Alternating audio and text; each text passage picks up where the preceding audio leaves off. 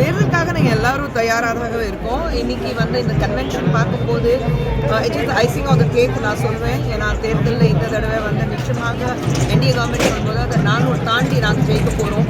அதை எங்களுடைய டேக்லைனை நாங்கள் வச்சுருக்கோம். அப்கி பார் சார் சோபார் அண்ட் எங்களுடைய பிரைம் மினிஸ்டருடைய கனவு இருக்குது, தமிழ்நாட்டிலேருந்து நாங்கள் ஜெயிச்சுட்டு வரணும். அந்த ஒரு கனவும் நிச்சயமாக நிறைவேறும். கூட்டணி பற்றி எங்களுக்கு கவலை கிடையாது. பேசிக்லி வந்து பாஜ்பா எந்த அளவுக்கு இருக்குன்னா அது எல்லாருக்கும் தெரியும். இன்றைக்கி வந்து அப்போசிஷன் பார்க்கும்போது பாஜ்பா தான் சொல்லிட்டு இருக்காங்க. ஸோ கூட்டணி பற்றி பெரியவங்க முடிவு பண்ணுவாங்க அண்ட் அதை பற்றி நான் பேச விரும்பல. பட் ஐ திங்க் சொல்லுவே நாங்கள் வந்து டூயிங் குட். அண்ணாமலை அவர்கள் வந்து ரொம்ப நல்லா வேலை பார்த்துட்டு இருக்கிறாரு. ஒரு மாநில தலைவர் சொல்லும்போது இந்த அளவுக்கு ஒரு ஸ்டேட்டில் க்ரோத் பார்த்துருக்கோம். ஓட் ஷேர் எல்லாரும் சொல்லிட்டு இருக்காங்க, ஒரு மிகப்பெரிய க்ரோத் ஓட் ஷேரில் இருக்குது. அண்ட் அஃப்கோர்ஸ் இந்த தடவை வந்து ஒரு மிகப்பெரிய வெற்றி நாங்கள் வந்து தமிழ்நாட்டில் வந்து எதிர்பார்த்துருக்கோம்.